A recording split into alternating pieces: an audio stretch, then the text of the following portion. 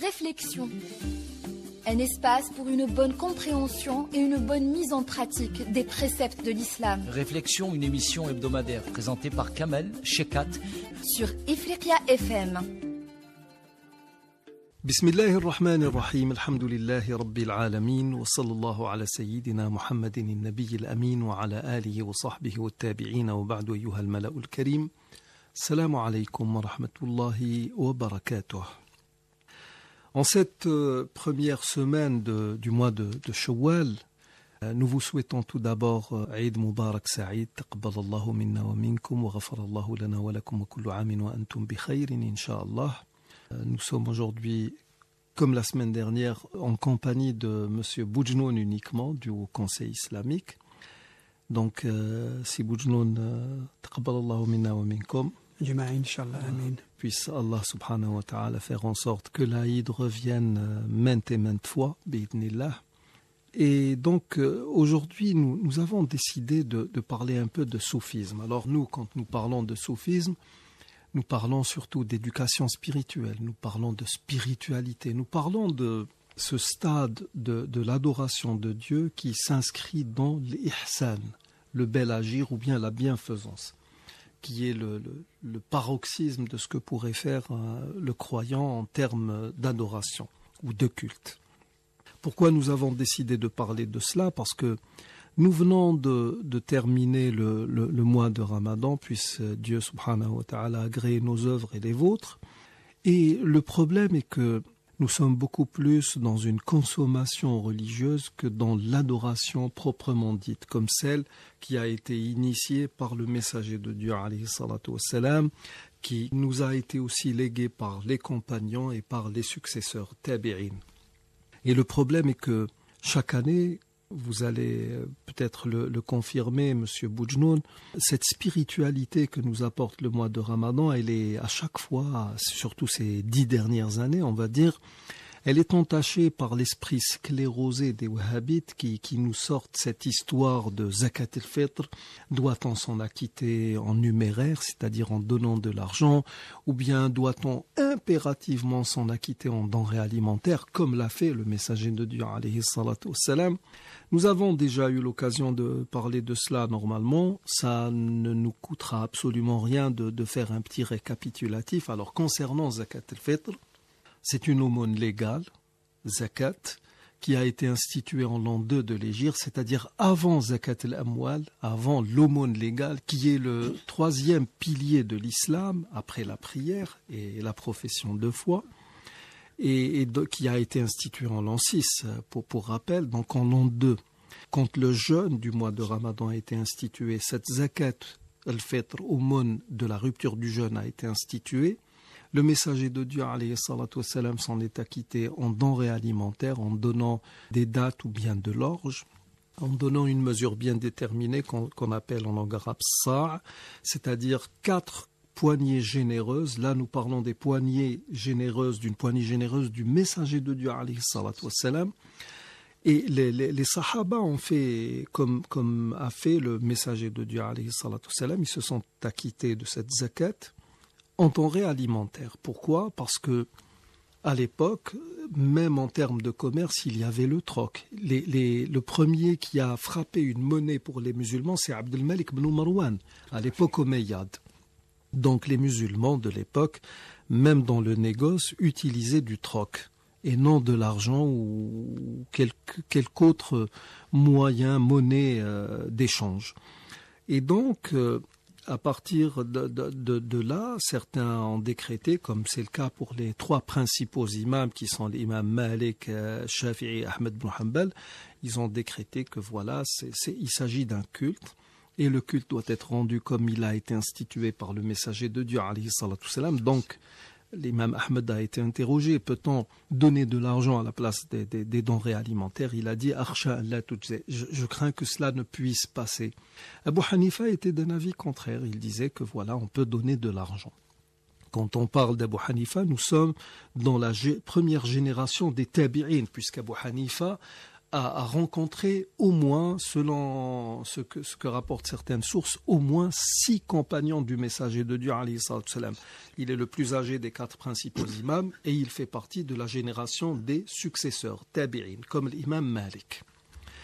Donc, nous avons déjà une première divergence. Nous savons qu'après l'an 6 de l'Hégire, quand la zakat, l'aumône légale, zakat l'amwal, a été instituée, nous savons que Mu'ad ibn Jabal, qui était gouverneur au Yémen, à un moment donné, au lieu de prendre min al-kharaj, c'est-à-dire des richesses de la terre, et là il faut savoir une chose, en termes de zakat, d'aumône, quand vous avez de l'argent, vous devez vous en acquitter en argent. Si vous avez du bétail, vous devez vous en acquitter en bétail. Si vous avez des cultures, si vous êtes un propriétaire terrien et que vous avez des cultures, vous devez vous en acquitter en culture, en donnant de vos propres récoltes. Et donc, à un moment donné, au lieu de prélever sa zakat des récoltes, et les récoltes étaient maigres au Yémen, il a préféré prendre des étoffes et du tissu pour les gens de Médine. Et il a dit, ceci sera moins contraignant pour vous, vu que les récoltes ont été maigres, et ça sera plus utile pour les pauvres de Médine. Donc, il a pris ce que nous appelons en langue arabe le qima, donc l'équivalent. Il a fait cela à l'époque même de la prophétie, et le messager de Dieu, alayhi salatu salam, a accepté cela. Donc, à partir de là, Ibn Taymiyyah dira que voilà, on peut prendre l'équivalent en termes de zakat si cela est utile, عند المصلحة, même si là nous sommes dans l'aumône légale et non dans l'aumône de la rupture du jeûne.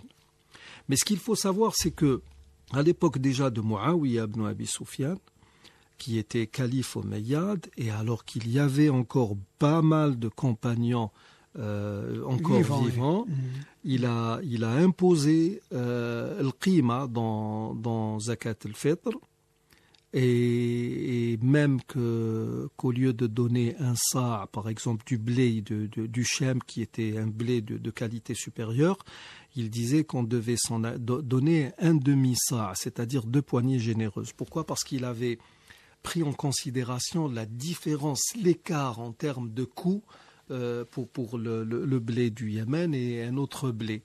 Donc cette notion de l'équivalent de l'qima était déjà prise en considération. Abu Sa'id al-Khudri disait qu'à partir de là, certains se sont fiés ou se sont conformés à ce qui a été édicté par Muawiyah en tant que calife des musulmans, mais lui préférait rester sur ce qu'il faisait à l'époque déjà du messager de Dieu, alayhi salatu wassalam. Ensuite, nous savons que du temps de Omar ibn Abdel Aziz, on a commencé à s'en acquitter en argent. Mais nous savons surtout, selon ce que rapporte Ibn Abi Shayba, d'après Abu Ishaq as-Sabi'i, qui était l'un des grands savants théologiens de l'époque des successeurs et qui a rencontré et pris son savoir d'au moins 70 compagnons, nous savons qu'il a dit qu'il a vu les compagnons du messager de Dieu, alayhi salatu salam, s'acquitter de cette zakat al-fitr en donnant de l'argent à la place des denrées alimentaires. كانوا يعطون النقود في صدقة الفطر. Et pourquoi les compagnons ont-ils fait cela? Parce que là, nous sommes dans un culte à vocation révélée. Ibadatul ma'qulatul ma'na.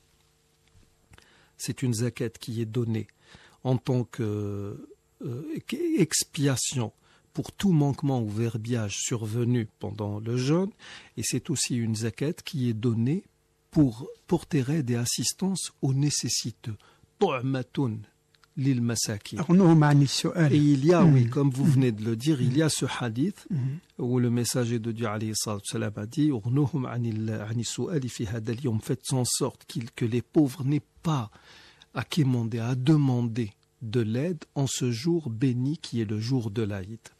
Donc la vocation même de cette zakat est d'essayer d'effacer les différences sociales, de faire en sorte que tout le monde puisse jouir des joies de l'Aïd de manière uniforme. Et donc, à l'heure actuelle, nous l'avons vu ici en Algérie à plusieurs reprises, nous nous sommes retrouvés avec des pauvres qui avaient 7, 8 quintaux de semoule, mais dont les enfants pleuraient le jour de l'Aïd parce qu'ils n'avaient pas de vêtements neufs, comme c'est le cas pour bon nombre de personnes. Et ceux qui sont derrière cet avis sclérosé sont ceux-là même qui sont contre nos frères qui se battent contre la tyrannie et l'injustice en Palestine. Ce sont ces gens-là qui sont contre toute idée de rassemblement, de fédération des musulmans à travers le monde. Ce sont ces gens-là qui jettent l'anathème sur toute la nation. Et ce sont ces gens-là qui nous ont produit tous ces groupes terroristes, il serait plus juste de dire ces groupes criminels qui sont en train de souiller l'islam avec ce qu'ils sont en train de faire. Chaque année, malheureusement, cet état, cette spiritualité, cette prédisposition à la bonne foi qu'enclenche le mois de Ramadan, elle est ternie, elle est entachée par des polémiques. Et c'est pour cela que nous allons essayer, dans cette émission et peut-être dans une autre, de revenir sur l'essentiel de ce qui devrait être fait en termes de religion, et nous allons parler de soufisme. Et là encore, je dois signaler que cette école sclérosée du wahhabisme, durant les 2-3 dernières décennies, a fait en sorte qu'il y ait une multitude de thèses jetant l'anathème sur le soufisme, comme si le soufisme, c'était quelque chose de diabolique, carrément. Et on est arrivé justement à ce stade, nous avons toute une jeunesse qui, quand elle parle de soufisme, c'est comme si elle parlait du diable en personne ou de ce qui pourrait incarner Lucifer, malheureusement pour nous. Alors, ma première question, M. Boudjnoun, serait, c'est quoi le soufisme? Quelle définition pourrait-on donner au mot soufisme? Bismillah ar-Rahman ar-Rahim wa salatu wa salamu ala ashrafil mursalin. Bonne fête à tous nos auditeurs et auditrices. Donc le mot soufisme a fait l'objet de plusieurs définitions et jusqu'à présent on n'arrive pas à lui donner une définition définitive. Voilà. Oui, mais est-ce qu'il est nécessaire de lui donner cette définition? Je ne pense pas. D'ailleurs, pour certains, le soufisme vient du mot safa, c'est-à-dire la pureté. Pour d'autres, il vient du mot sofa, qui vient du mot sofa, qui était l'endroit où une partie attenante à la mosquée où les plus pauvres des compagnons vivaient. C'était essentiellement ceux qui avaient quitté la Mecque, qui avaient absolument. Donc les Abu Huraira, les Salman Farisi, les Bilal Habashi, etc. Voilà, Al-Sofa. Donc c'était les compagnons les plus pauvres qui n'avaient pas de revenus, et donc c'était le prophète sallallahu alayhi wa sallam qui subvenait à leurs besoins, et ils étaient là à s'occuper d'adoration et d'évocation de Dieu, de dhikr, etc., etc. Donc pour d'autres, ils viennent du mot Sophia, qui veut dire en grec la sagesse. Oui. Ça c'est un petit nombre qui... Certains disent que ça vient du mot sauf. Sauf le roi, exactement. J'allais en venir justement. Oui. Certains disent parce que les premiers soufis, et même il y avait même des prophètes qui portaient la laine, parce que c'était l'habit le moins cher à l'époque. C'était un habit qui était à la portée de tout le monde, et les gens qui étaient un peu renonçants, des ascètes, c'est-à-dire les anachorètes, donc porter cet habit. Oui. Donc toutes ces définitions ont été citées par Ibn Khaldun dans sa Muqaddima. Même par Suhrawardi. Oui. Dans Awarif al-Ma'arif. Nous parlons du Suhrawardi, pas de l'Ishraqi. Non, c'est du Suhrawardi sunni. Sunni, l'auteur des Awarif al-Ma'arif, qui vivait à Bagdad, donc à l'époque des Abbasides, je pense. Le soufisme, comme a dit d'ailleurs le Junayd rahimahullah, qui est considéré comme Sayyid Ta'ifa, c'est-à-dire le maître du groupe, le maître des soufis, et tout le monde reconnaît à Junayd rahimahullah ce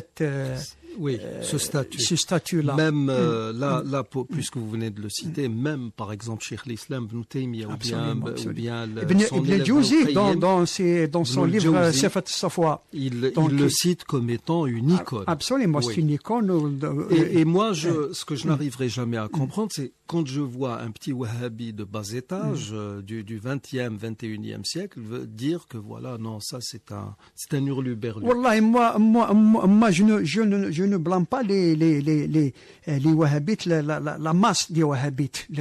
Ce que je blâme, moi, c'est ceux qui se disent des savants et des théologiens et qui malheureusement, je ne sais pas pour quelle raison, ils jettent comme ça l'anathème sur le soufisme au point où, comme vous l'avez dit, pendant des décennies, lorsque le wahhabisme était à son apogée, était le credo officiel de l'Arabie Saoudite, on ne trouvait pas de livres sur le soufisme. Même les livres qui sont considérés par les gens de la Sunna comme des références. Absolument.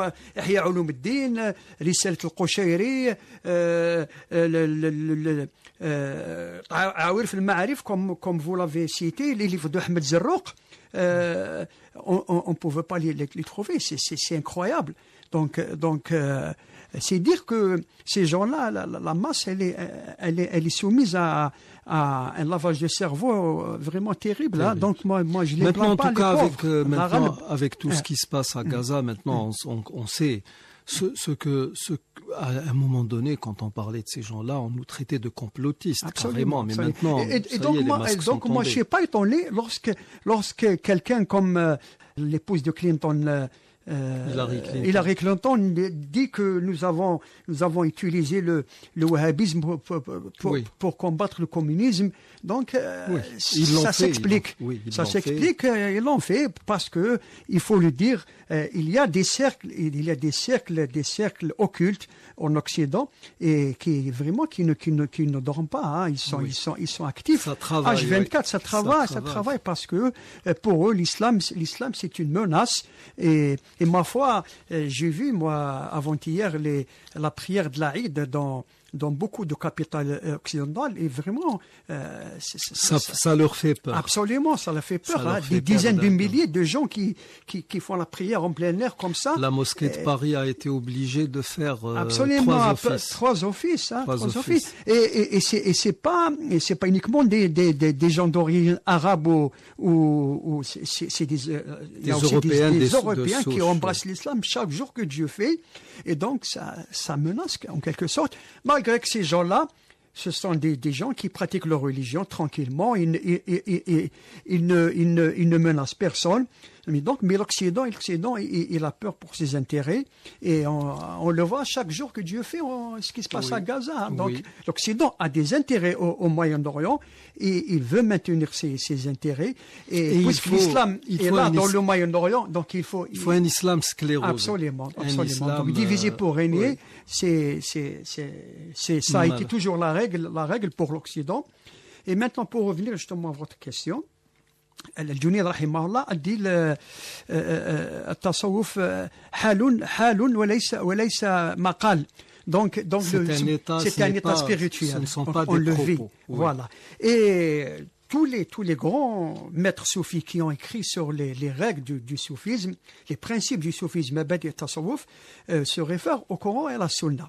D'ailleurs, que ce soit dans le livre de Al-Qushayri, Risalat al-Qushayri, le livre de Ali al-Hujwiri, Al-Kulabadi, Ahmed Zarruq, Sha'rani, tous, lorsqu'ils parlent des principes de l'islam, chaque principe du soufisme est tiré d'un verset du Coran ou d'un hadith du prophète sallallahu alayhi wa sallam. Que ce soit Tawba, parce que Tawba c'est le premier principe dans le soufisme. C'est le premier pas dans le soufisme. On se repent, on fait le Tawba, et puis il y a ce qu'on appelle le maqamat ou l'ahwal, donc les étapes et les états spirituels. Que ce soit le Tawba, le sabr, la patience, le khawf, la crainte de Dieu, raja, l'espérance, le hub, l'amour de Dieu, etc. Tous ces principes du soufisme se trouvent dans le Coran et la tradition prophétique du prophète sallallahu alayhi wa sallam. Donc le soufisme, à l'origine, il est tiré du Coran et de la Sunna. Oui. Et comme vous l'avez dit tout à l'heure que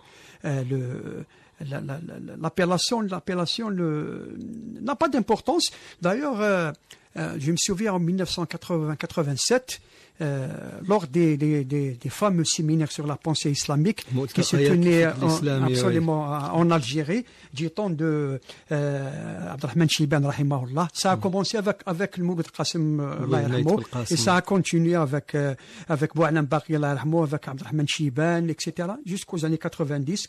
Lorsque l'Algérie est entrée dans la décennie noire, malheureusement, les séminaires ont été arrêtés. Donc, lors d'un séminaire qui s'est tenu à Mascara, nous parlions tout à l'heure de Mascara, la capitale de l'émir Abdelkader rahimahullah. Un séminaire a été tenu justement qui s'appelait la vie spirituelle en islam, le hayat al-ru'a fi l'islam, et on avait invité un grand nombre de soufis, de bons soufis d'Occident, notamment plusieurs occidentaux, dont Roger Garaudy. Il y avait Penaud. Je pense, il n'était pas encore. Non, je ne pense pas Penaud, mais il y avait des soufis qui sont venus de. Geoffroy. Il y avait, comment il s'appelle déjà, l'ancien directeur des éditions Le Seuil, Chodkiewicz. Michel Chodkiewicz, il était présent, je me souviens, parce que moi j'étais présent à ce séminaire. Il y avait notre maître, là, le Cheikh Mohamed Belqaïd, le père du Cheikh Latif qui était présent juste à la veille du mois de Ramadan, exactement. Quelques jours avant. Il y avait aussi de grands savants théologiens musulmans comme le Cheikh Qaradawi rahimahullah, Cheikh Ghazali rahimahullah, Cheikh Al-Bouti rahimahullah, Cheikh Nadawi rahimahullah, tous ils étaient là et ils ont discuté pendant une semaine du soufisme. Et je me souviens que Cheikh Al-Qaradawi rahimahullah avait pris la parole et il a dit, moi, puisque le soufisme est l'objet de divergences, de controverses, et de controversé, il a dit, moi, je préfère qu'on l'appelle Tazkiya. Voilà, Tazkiya. Alors là, c'est un... oui. C'est un terme qui est utilisé. Ibn Rajab al-Hanbali, Ibn al-Qayyim. Exactement. Ou alors le mot tazkiya, même comme le mot zakat, c'est quelque chose qui croît, qui augmente. Absolument. Et là, nous parlons de tazkiyat an-nafs, c'est-à-dire tout ce qui peut augmenter en bien dans l'âme humaine de sorte à la transcender. Absolument. Et d'ailleurs, c'est le but du soufisme. Hein. Le soufisme, d'ailleurs, c'est de mener le croyant d'étape en étape jusqu'à arriver à l'étape qui est celle de l'amour de Dieu, de l'adoration. Les soufis ici parlent de fana, je pense. Oui. C'est-à-dire que là, on est dans fana. Est-ce qu'on peut traduire cela par finitude? Quelque chose comme oui, ça. En quelque sorte, le fana, ils disent que c'est un état où, comme dit le Coran, comme dit le hadith soufi, مازال عبدي يتقرب إلي بالنوافل حتى أحبه فإذا أحببته كنت يده الذي يبطش بها يد رجله الذي يمشي بها. Donc, et là, ça n'a rien à voir avec l'incarnation. Non, c'est pas du tout. C'est pas le hulul. L'incarnation, c'est le hulul. Oui. Et là, on est en présence de. Donc, c'est le croyant qui devient en quelque sorte l'instrument de Dieu. L'instrument de Dieu, l'objet de Dieu. Et d'ailleurs, il y a un verset du Coran qui dit donc il parle c'est lors de la bataille de Badr, je pense. Oui. Lorsque le prophète sallallahu avait jeté une poignée de terre vers les mécréants qui les a aveugles. Donc, le Coran lui a dit que c'est pas toi finalement qui a lancé, c'est Dieu qui a lancé cette poignée. Donc, c'est cet état-là qu'on appelle al-fana au fillah.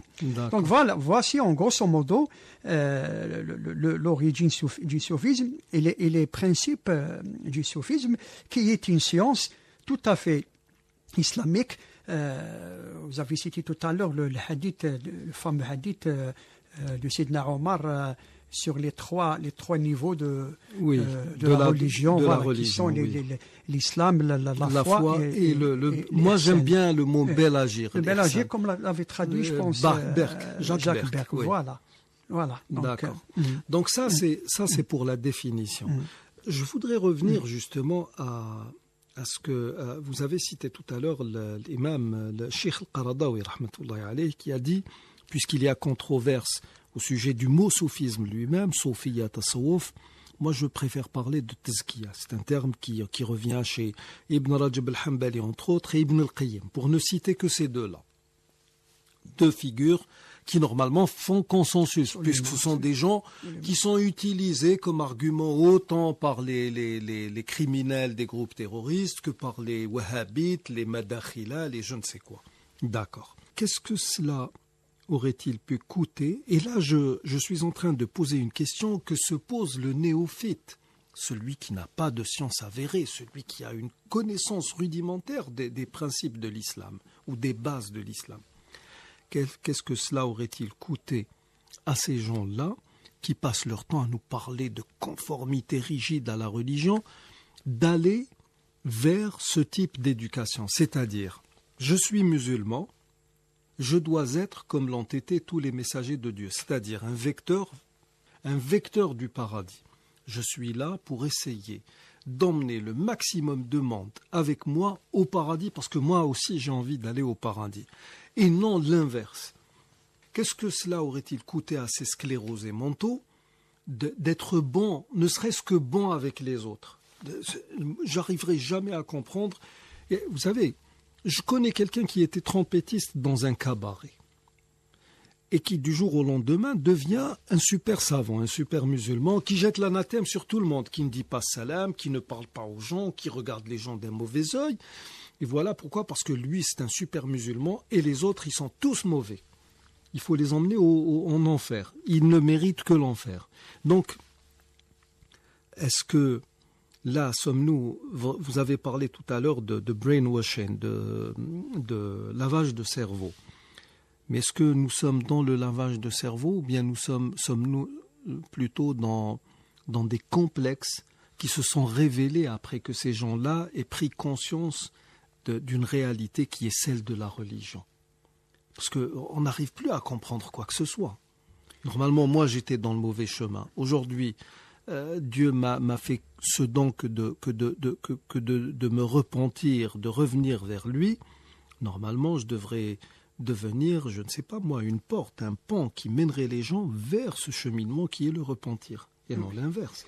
Malheureusement, moi je pense que ces gens-là ont un problème de compréhension de la religion, de l'islam, et ils n'ont pas réussi à purifier leur cœur, parce qu'un musulman doit, comme vous l'avez dit, doit aimer le bien, doit souhaiter que tous les musulmans aillent au paradis, et même doit souhaiter que tous les êtres humains se repentissent à Dieu. Même ceux qui sont bon Dieu, qu'est-ce que je vais gagner moi si les autres hommes vont aller en enfer? Qu'est-ce que je vais gagner moi?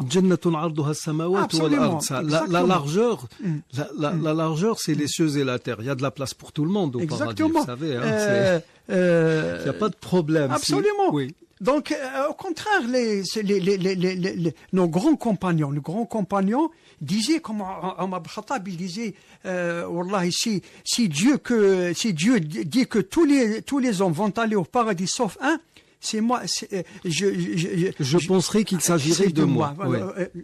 Regardez comment les compagnons avaient cette humilité, cette modestie, oui. Et malheureusement il y a même ceux qui se prétendent des savants et des douat, et lorsque d'autres savants musulmans, quand même, qui ont consacré toute leur vie à la propagation de l'islam, à la da'wa, lorsqu'ils meurent, ils te disent mais c'est incroyable. Nous l'avons vu quand Cheikh Taharit Al-Jat est mort ici. Absolument, parce que ces savants ne faisaient pas partie de leur idéologie ou de leur, je ne sais pas comment. Parce que ces savants-là étaient de véritables savants, ce n'étaient pas des jawari, des concubines du sionisme international. Absolument. C'était pas des objets des lèche-bottes. que le sionisme manipule à sa guise. Oui. Donc c'est malheureux de voir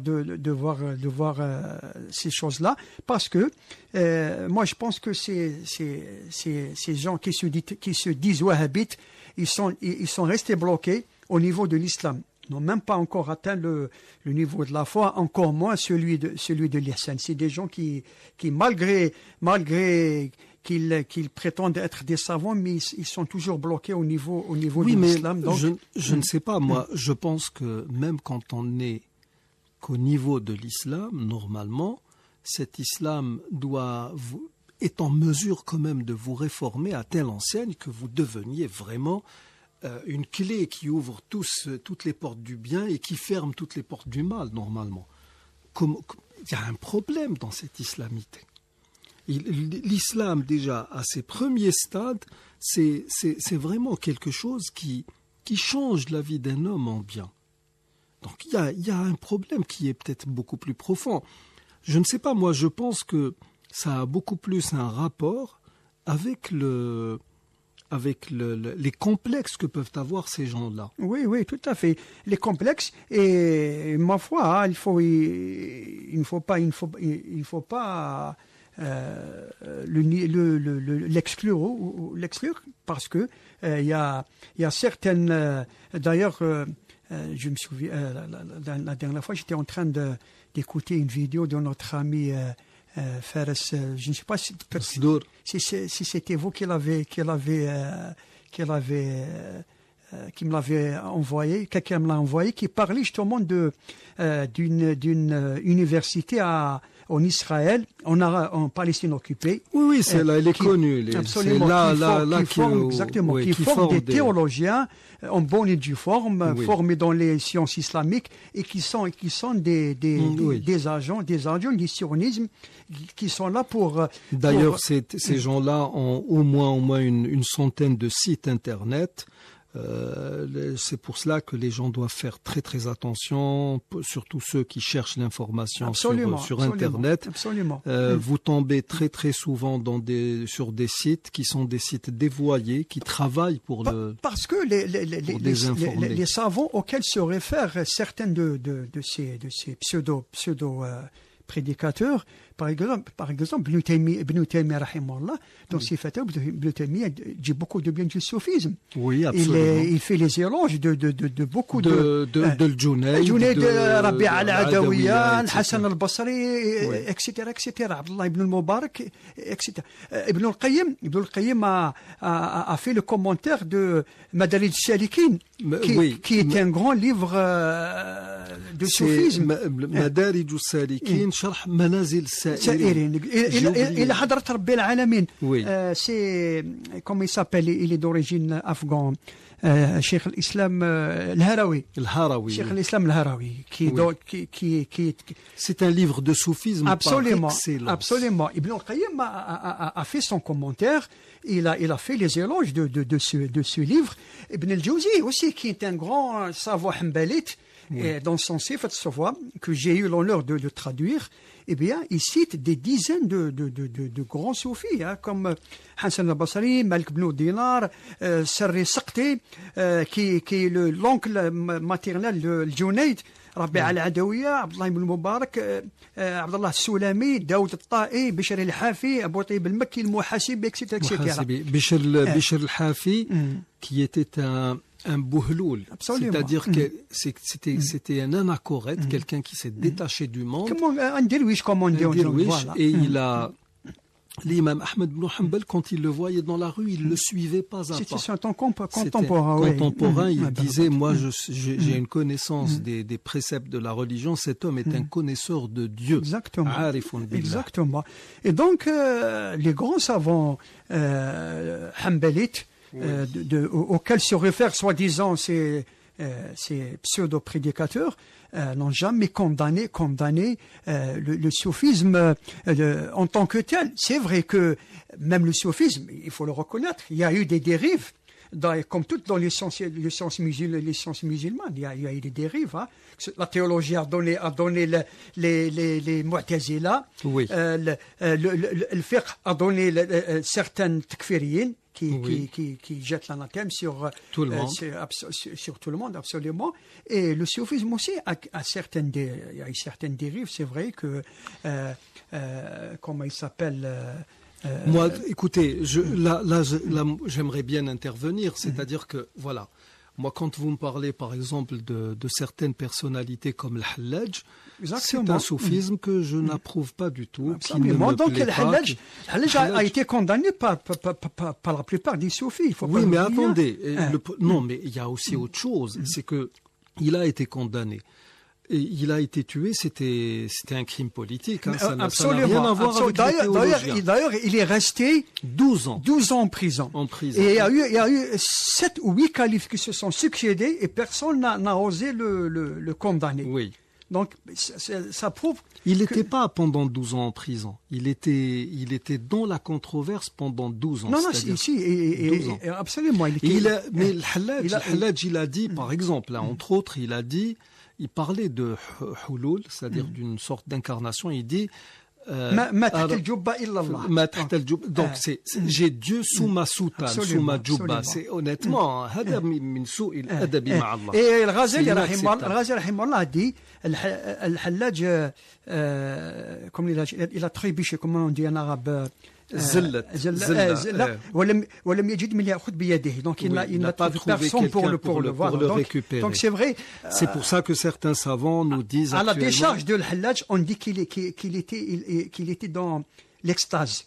C'était dans un état d'euphorie, on absolument. va dire. Donc il a prononcé sukr, on appelle.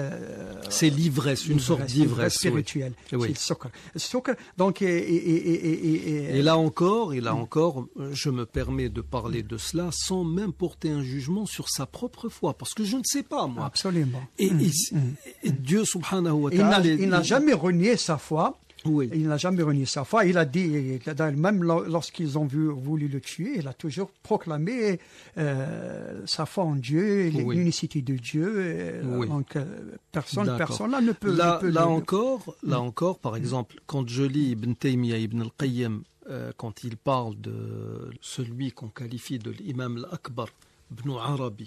Attention à ne pas confondre entre Ibn Arabi et Ibn al-Arabi, Sahib al-Ahkam. Abu Bakr Ibn al-Arabi, c'est le théologien andalou. Ibn Arabi, Ibn Arabi, c'est le soufi. Et aussi le. C'était, écoutez, alors là, voilà. Il était, qu'on appelle ça. Au soleil, hein. Non, un élève de qu'on appelle ça, les gens qui prennent à la lettre les Dahiri. Il était de l'école Dahiri, c'est connu. Oui. Et donc comme Daoud Dahiri, Ibn Hazm, etc. Comme Ibn Hazm, etc. Oui. Voilà, non, mais le problème, c'est que quand vous lisez ou vous vous intéressez à ce que peuvent penser les grands savants de lui, vous avez beaucoup de bonnes choses qui sont dites à son sujet de la part de l'imam Suyuti, de la part de Sultan al-Ulama al-Izz ibn Abdissalam. Bon, il a été fustigé par Ibn Taymiyyah et son disciple Ibn al-Qayyim. D'ailleurs, Fusus al-Hikam, eux, ils l'appellent Fusus al-Dulam. Pour vous donner une idée. Et le problème, on dit donc non, mais le problème, c'est que le problème est là. Le problème est que moi, on en a parlé déjà une fois. Moi, je suis jamais arrivé à le lire et on l'a dit dans cette émission. C'est la même chose pour moi. Et je connais des soufis confirmés, des gens qui sont vraiment dans ce type de lecture, qui me disent oui, c'est des livres que tu dois lire avec un savant, avec un connaisseur. On ne peut pas lire ça tout seul. Et donc, ma foi, je vais le répéter, quand je vois, moi, ce qu'a produit la pensée d'Ibn Arabi, en l'occurrence en la personne de l'Amir Abdelkader ou bien de Guénan, je me dis que là, c'est moi qui n'ai rien compris à ce que dit. C'est une école, là. On dit l'école akbarienne. Donc, oui. Donc il faut vraiment Mm. garder une certaine réserve quand on parle des gens. Absolument. Et là, ce qui me revient, c'est ce que disait Yahya ibn Ma'in, rahmatullahi alayh, l'un des initiateurs de ce qu'on appelle ilm al-jarh wa al-ta'dil, à un moment donné, pour faire la part des choses en termes de transmission. On a commencé à travailler sur les biographies des transmetteurs. C'est une science, attention, qui a débuté à un moment, à un instant T de l'histoire de l'islam, et qui s'est arrêtée à un moment bien déterminé. C'est-à-dire, à un moment donné, on s'est dit, voilà, là maintenant nous avons tout balisé, voilà les gens desquels nous pouvons prendre, voilà les gens qu'il faut prendre avec des pincettes, voilà les gens qu'il faut éviter. Le problème, c'est que les sclérosés wahhabites ont continué avec le jarh ou le ta'dil jusqu'à présent. Et ils vous disent, voilà, un tel, il ne faut pas l'écouter, un tel, il ne faut pas rester avec lui, un tel... Et qui est habilité à je ne juger sais les pas. gens? Mais en tout cas, Ibn Ma'in, il paraît qu'à un moment donné, quand il écrivait dans le Jarh ou Ta'dil, il paraît que par moment, il y avait son kalam, sa plume qui tombait de sa main tellement il craignait Dieu. Il disait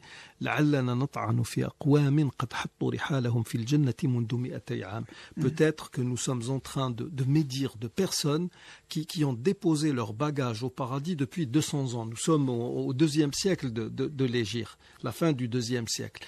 Donc subhanallah, pourquoi ne pas traiter toutes ces choses-là avec réserve? Pourquoi ne pas rester dans cette réserve qui était celle des premiers musulmans, les compagnons et les successeurs? Et pourtant, nous avons des exemples, là. Nous avons des exemples. Oui. Le fameux hadith du prophète sallallahu alayhi wa sallam, qui a dit un jour à ses compagnons qui étaient autour de lui, vous allez, un élu du paradis va entrer à la mosquée. Et les compagnons regardaient cette illustre personne qui va avoir cet honneur. Et là, on voit un inconnu. Un inconnu qui entre comme ça. Et 3 fois, le prophète sallam avait répété 3 fois cette phrase. 3 jours. Et alors, Abdullah ibn Omar, il a dit, moi, je vais suivre cet homme-là. Attendez, c'est Abdullah ibn Omar ou bien Abdullah ibn Amr ibn al-As, je pense. Enfin, l'un d'eux. L'un d'eux. Alors, il a dit, je vais le suivre et voir qu'est-ce qui lui fait qu'est-ce qu'il fait de si terrible, cet homme-là. Et alors, il a trouvé une astuce, il a dit, je me suis querellé avec mon père et j'ai quitté la maison, est-ce que vous pouvez m'offrir l'hospitalité? L'autre, il a dit, oui. L'hospitalité, c'est 3 jours. Absolument, 3 jours. Donc, il a dormi avec lui et il a vu que le bonhomme ne faisait rien de particulier. Il se levait pour prier la nuit. Un certain partie de la nuit. Non, il se levait pour la prière. Oui. Il ne faisait même pas de prière nocturne, paraît-il. Voilà, il se levait pour Salat el-Fajr, il se rendormait, il allait le matin vaquer. Durant 3 jours, et après, à la fin des 3 jours, Abdullah lui a dit, mais écoute, le prophète sallallahu a dit ceci et cela, et c'était toi qui... à 3 reprises. Tu es rentré à 3 reprises. Donc, et moi, j'ai vu que tu ne faisais rien de spécial. Alors, qu'est-ce qu'il a dit l'autre? Voilà, moi, j'ai une chose. Peut-être que c'est cette chose-là qui a suscité cette appréciation du prophète sallallahu alayhi wa sallam. Moi, je n'ai aucune haine pour. À chaque nuit, il se décharge de toute rancœur vis-à-vis des autres croyants. Donc voilà. Donc c'est cette chose-là qui manque à nos wahhabites, malheureusement. Qui nous manque à nous avant eux. Moi, je suis désolé, c'est une chose. Mais heureusement, nous on se réjouit pas de la mort des autres musulmans, heureusement. Même s'il n'appartient pas à mon école ou à mon credo, même lorsqu'un musulman croyant meurt, moi je suis attristé. Je suis attristé. Je prie pour lui, pour son âme, mais c'est la moindre des choses. Hein. Oui. Donc, malheureusement, on en est là. Donc, amis auditeurs, voilà, ceci est une entrée en matière concernant le soufisme, ou ce que nous pourrions appeler le soufisme, appelez-le comme vous voulez, éducation spirituelle, tazkiya, spiritualité, ihsan, appelez ça comme vous voulez. L'important, c'est de vous retrouver justement dans cet état, c'est-à-dire de dépasser, d'aller au-delà d'une appartenance, on va dire, classique à l'islam, si on peut qualifier cela de classique, et aller vers quelque chose de plus élaboré, de plus construit, de plus profond, de plus réfléchi. C'est ça l'islam qui vous fait sortir de cet islam héréditaire qui est le nôtre, malheureusement. Donc, nous allons poursuivre le sujet lors de nos prochaines émissions, Inch'Allah. Nous arrivons au terme de l'émission d'aujourd'hui. Nous vous remercions d'y avoir prêté attention et d'ici notre prochain rendez-vous, nous vous disons Nastawdi'ukumullah alladhi la tadi'u wada'i'uh. Wassalamu alaykum wa rahmatullahi wa barakatuh. إليك إله الخلق أرفع رغبتي وإن كنت يا ذا المن والجود مجرما ولما قسى قلبي وضاقت مذاهبي جعلت الرجاء مني لعفوك سلما فما زلت ذا عفو عن الذنب لم تزل تجود وتعفو منة وتكرما إليك إله الخلق أرفع رغبتي وإن كنت يا ذا المن والجود مجرما ولما قسى قلبي وضاقت مذاهبي جعلت الرجاء مني لعفوك سلما فما زلت ذا عفو عن الذنب لم تزل تجود وتعفو منة وتكرما ألست الذي غذيتني وهديتني ولا زلت منانا علي ومنعما عسى من له الإحسان يغفر زلتي ويستور أوزاري وما قد تقدما فإن تعفو عني تعفو عن متمرد ظلوم غشوم لا يزاهل ماثما وإن تنتقم مني فلست بآيس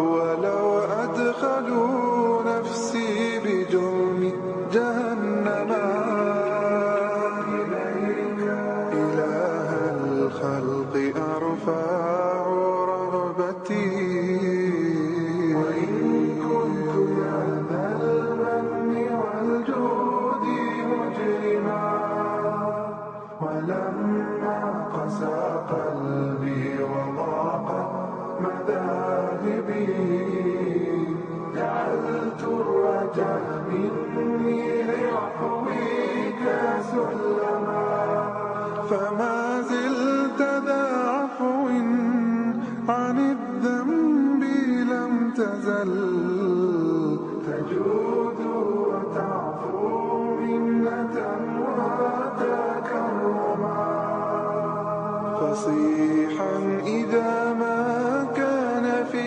ذكر ربه وفي ما سواه في الورى كان عجما يقول حبيبي أنت سؤلي وبغيتي كفى بك